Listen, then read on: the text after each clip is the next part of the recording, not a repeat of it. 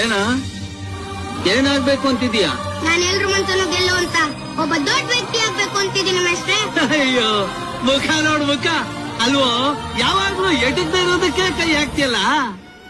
ಆರು ನೋಡೋಣ. ನನ್ ಮಗ ಕಂಡಿದ್ದು ಹಗಲ್ಗನ್ಸಲ್ಲ, ಅದು ಅವನ್ ಮನ್ಸಿನ ಮಾತು.